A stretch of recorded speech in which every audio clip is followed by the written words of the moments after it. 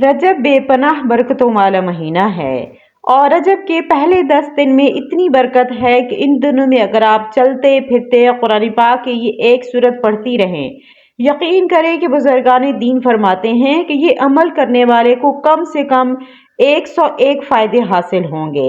इन फ़ायदों में औलाद नरीना का हसूल, हर तरह की बीमारी से शिफा, कामयाबी, अच्छा रिश्ता, पसंद की शादी, कारोबार में तरक्की, अच्छी मुलाजमत, सेहत पे बरकत, औलाद नरीना का असूल, गाड़ी, बंगला, दौलत, इज्जत, मोहब्बत, ज़मीन से आसमान तक शोहरत और इसके अलावा जो भी इंसान की ख्वाहिश है वो ज़रूर मिलेगी।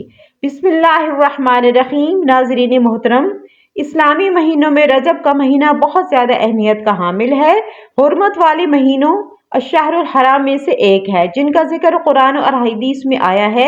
यह महीना इबादत, तौबा और अल्लाह के करीब होने का खास मौका फराहम करता है। रजब की अफादियत को कुरान और सुन्नत और इस्लामी रवायात की रोशनी में बयान किया जा सकता है। रजब हुर्मत वाला महीना है और रजब उन 4 महीनों में शामिल है जिन्हें अल्लाह ताला ने हुर्मत वाले महीने करार दिए हैं। इन महीनों में गुनाहों से बचने और नेक अमाल में इजाफा करने की ताकीद की गई है। कुरान मजीद में फरमाया गया है, बेशक महीनों की तादाद अल्लाह के नजदीक 12 है, इनमें से 4 हुर्मत वाले हैं। रसूलुल्लाह सल्लल्लाहु अलैहि वसल्लम ने फरमाया कि साल में 12 महीने हैं जिनमें से 4 हुर्मत वाले हैं। इनमें से जुल्हिज्जा, मुहर्रम, रजब, जमादी और शाबान के दरमियान है। बहवाला सही बुखारी और सही मुस्लिम। रजब इबादत के लिए खास मौका है। रजब महीना शाबान और रमजान के करीब है जो नेक अमाल में इजाफे का महीना है। रजब में इबादत की शुरुआत करके शाबान और रमजान की तैयारी की जा सकती है। इस महीने में नफली रोजे रखना, जिक्र अज़कार करना, इस्तग़फ़ार करना, कुरान मजीद की तिलावत करना, सदका और खैरात करना अल्लाह की बारगाह में मकबूल आमाल है। रजब महीने के साथ वाक़या मिराज भी जुड़ा हुआ है। कुछ रवायात के मुताबिक मिराज नबी सल्लल्लाहु अलैहि वसल्लम का वाक़या रजब के महीने में पेश आया। ये अजीम मौका है जब नबी करीम सल्लल्लाहु अलैहि वसल्लम को आसमानों की सैर कराई गई और नमाज का तोहफा अता किया गया। अगरचे मिराज की तारीख में इख्तिलाफ है, लेकिन इस वाक़या को पेश नज़र रखते हुए इस बारे में बहुत से अहवाल हैं। मुसलमानों की रूहानी तरक्की इबादत में इजाफे के जरिए समझा जाता है। इस महीने में गुनाहों से इज्तनाब करने की खास ताकीद फरमाई गई है। हुर्मत वाले महीनों में गुनाहों की शिद्दत और इनका असर ज्यादा होता है। सूरह तौबा में अल्लाह का इरशाद है कि हुर्मत वाले महीनों को आगे पीछे महज कुफ्र में ज्यादती है। इसमें वो काफिर लोग बहका जाते हैं जो इसे लोग बहकाते हैं। वो एक साल हलाल गर्दानते हैं और दूसरे साल उसे हराम ठहरा लेते हैं। इन महीनों का शुमार पूरा कर लें जिन्हें अल्लाह ने हुर्मत बख्शी और इस महीनों को हलाल भी कर दिया जैसे अल्लाह रब्बुल इज्जत ने हराम फरमाया है। उनके लिए उनके बुरे अमाल खुशनुमा बना दिए गए हैं और अल्लाह रब्बुल इज्जत काफिरों के गुरोह को हिदायत नहीं दिखाता। बुखारी शरीफ में है। हज़रत सैयदना अबू बकर रज़ी अल्लाह ताला अन्हु से रवायत है कि हुज़ूर नबी करीम सल्लल्लाहु अलैहि वसल्लम ने फरमाया, जमाना पलट कर इसी हालत में आ गया है जिस पर इस दिन था जब अल्लाह ताला ने आसमान और जमीन की तखलीक फरमाई थी। साल 12 महीने का है, इनमें से अल्लाह ताला के मुबारक महीने हैं। 3 महीने जुल्क़ाद, जुल्हज और मुहर्रम तो मुसलसल हैं और चौथा रजब का महीना है जिसका कबीला मुज़र के लोग बहुत एहतराम किया करते थे और ये जमादी और शाबान के दरमियान में है और ये हदीस मुत्तफ़क़ अलैह है, मुस्लिम और अहमद की हदीस है। उस्मान बिन हकीम अंसारी रज़ी अल्लाह ताला अन्हु बयान करते हैं कि मैंने रजब के महीने में ही हज़रत सईद बिन जुबैर रज़ी अल्लाह ताला अन्हु से माह रजब के रोज़ों के बारे में पूछा तो उन्होंने कहा कि मैंने हज़रत सैयदना अब्बास रज़ी अल्लाह ताला अन्हु को सुना है कि रसूलुल्लाह सल्लल्लाहु अलैहि वसल्लम जब रोजे रखते तो हम ये कहते कि अब आप रोजे नहीं छोड़ेंगे और जब आप सल्लल्लाहु अलैहि वसल्लम रोजे छोड़ते तो हम ये रोजे दोबारा कहते थे कि आप रोजे नहीं रखेंगे। इसे इमाम मुस्लिम और अहमद ने रवायत किया है। हज़रत सैयदना अबू हुरैरा रज़ी अल्लाह अन्हु से मरवी है कि रसूलुल्लाह सल्लल्लाहु अलैहि वसल्लम ने रमजानुल मुबारक के अलावा पूरे रोजे नहीं रखे सिवाय रजब और शाबान के। इसे इमाम तिबरानी ने रवायत किया है। हजरत अनस बिन मालिक रज़ी अल्लाह ताला अन्हु फरमाते हैं कि जब माह रजब का आगाज होता है तो हजूर नबी करीम सल्लल्लाहु अलैहि वसल्लम दुआ करते हैं कि ऐ अल्लाह हमें रजब और शबान में बरकत अता फरमा और हमारे लिए रमजान में भी बरकत अता फरमा। और आप सल्लल्लाहु अलैहि वसल्लम ने फरमाया, آپ فرمایا کرتے تھے کہ جمعہ کی رات قابل احترام ہے اور اس کا دن منور ہوتا ہے۔ اسے امام احمد بن حنبل اور طبرانی نے روایت کیا ہے۔ حضرت انس بن مالک رضی اللہ تعالیٰ فرماتے ہیں کہ جب ماہ رجب کا آغاز ہوتا ہے تو رسول اللہ صلی اللہ علیہ وسلم دعا کرتے، اے اللہ ہمیں رجب اور شعبان میں برکت عطا فرما اور ہمیں رمضان نصیب فرما۔ اسے امام طبرانی، بہقی اور ابو نعیم نے روایت کیا ہے۔ حضرت ابراہیم نخعی رحمۃ اللہ علیہ نے فرمایا ہے، بے شک رجب اللہ تعالیٰ کا مہینہ ہے۔ اس ماہ میں اللہ تعالیٰ نے حضرت نوح علیہ السلام کو کشتی میں سوار کیا، پھر حضرت نوح علیہ السلام نے روزہ رکھا اور آپ علیہ السلام نے اپنے ساتھیوں کو بھی روزہ رکھنے کا حکم دیا۔ اللہ تعالیٰ نے آپ کو ساتھیوں سمیت طوفان سے محفوظ رکھا اور زمین کو شرک اور دشمنان دین سے پاک کر دیا۔ اسی امام عبد القادر جیلانی رحمۃ اللہ علیہ نے بیان فرمایا ہے، حضرت ذوالنون مصری رضی اللہ تعالیٰ عنہ فرماتے ہیں کہ رجب آفات کو ترک کرنے کا مہینہ ہے، شعبان عبادت کے استعمال کا اور رمضان کرامات کے انتظار کا مہینہ ہے۔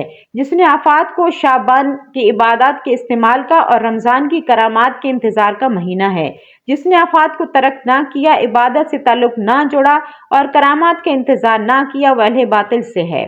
اسے امام عبد القادر جیلانی رضی اللہ تعالیٰ عنہ نے بیان فرمایا ہے۔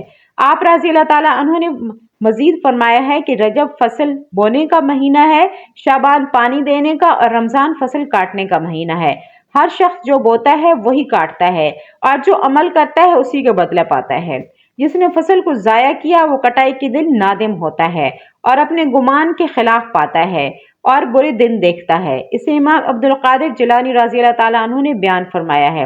انہوں نے یہ بھی فرمایا ہے کہ ماہ رجب ہوا کی مانند ہے، شعبان بادل کی مانند ہے اور رمضان بارش کی مانند ہے۔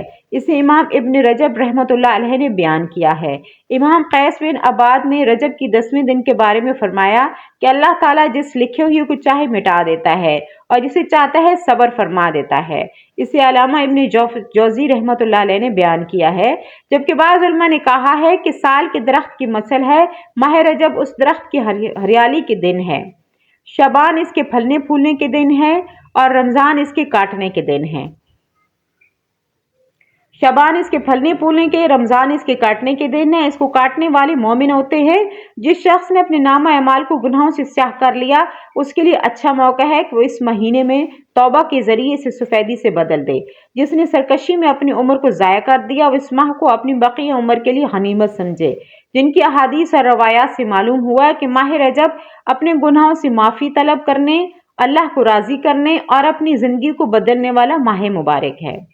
اور یہ بھی معلوم ہوا ہے کہ یوں تو پورا مہینہ نہایت ہی برکتوں والا ہے، لیکن اس مہینے کے پہلے 10 دن خصوصی فضائل اور برکات کے حامل ہیں۔ ان دنوں میں خاص عبادت کا اہتمام کرنا چاہیے۔ اس حوالے سے قرآن کی ایک ایسی صورت مبارکہ پیش کر رہے ہیں جس کو چلتے پھرتے آپ کثرت سے پڑھتے رہیں تو اس کے فائدے بے شمار ہیں۔ اسلام کے بنیادی عقائد میں سب سے پہلا اور اہم نظریہ عقیدہ توحید ہے۔ توحید تمام عقائد کی بنیاد ہے اور جڑ ہے۔ جس طرح درخت کا وجود شاخ سے نہیں بلکہ جڑ کی وجہ سے باقی رہتا ہے، اسی طرح عقیدہ توحید پر ایمان کے بغیر کوئی شخص مسلمان نہیں ہو سکتا۔ جو لوگ ایک سے زائد خدا ہونے کے قائل ہیں، اللہ پاک نے ان کو کفر کا صاف اعلان فرمایا ہے۔ چنانچہ ارشاد باری تعالیٰ ہے کہ بے شک کافر ہے جو کہتے ہیں کہ اللہ 3 خداؤں کا تیسرا ہے، اور خدا تو نہیں مگر ایک خدا، اور اگر اپنی بات سے باز نہ آئے تو جو ان میں کافر مریں گے ان کو ضرور دردناک عذاب پہنچے گا۔ عقیدہ توحید انسان کے تمام تر اعمال، اخلاص اور اخلاق حسنہ کی قبولیت کا پہلا ذریعہ ہے۔ قرآن پاک میں عقیدہ توحید کا انکار کرنے والوں کے اعمال کو اس طرح بتایا گیا ہے کہ جیسے ہوا کے جھونکے اڑا کر لے جائیں، جن کا نام و نشان مٹا دے۔ چنانچہ اللہ پاک کا فرمان ہے، اپنے رب کا انکار کرنے والوں کے اعمال راہ کی طرح ہوں گے جس پر آندھی کے دن میں تیز طوفان آ جائے اور وہ اپنی کمائیوں میں سے کسی شے پر بھی قادر نہ رہیں۔ یہی دور کی گمراہی ہے جس گمراہی میں اللہ تعالیٰ نے تمام انسانوں کو ایک اللہ کی راہ پر چلنے کا حکم دیا ہے۔ از عقیدہ توحید کی اہمیت سے اندازہ لگا سکتے ہیں۔ تمام آسمانی ادیان کی بنیاد توحید پر ہے۔ اللہ پاک نے ہر نبی رسول کو یہی پیغام دے کر بھیجا۔ ارشاد باری تعالیٰ ہے، ہم نے تم سے پہلے کوئی رسول نہیں بھیجا، ہم اسی کی طرف وحی فرماتے ہیں، میرے سوا کوئی معبود نہیں تو مجھ کو پوجو۔ خدا بس تنہا ہے۔ جب ایک شہر میں دو بادشاہ نہیں ہو سکتے کیونکہ ان میں سے ہر ایک دوسرے پر اپنی برتری اور اپنا غلبہ پسند کرتا ہے، کیونکہ بادشاہ اور حاکم ایسا ہی چاہتے ہیں، تو یہ بھی عالم کائنات ہے جو ایک شہر کی مانند ہے، کیسے دو خداؤں کے تحت ہو سکتا ہے؟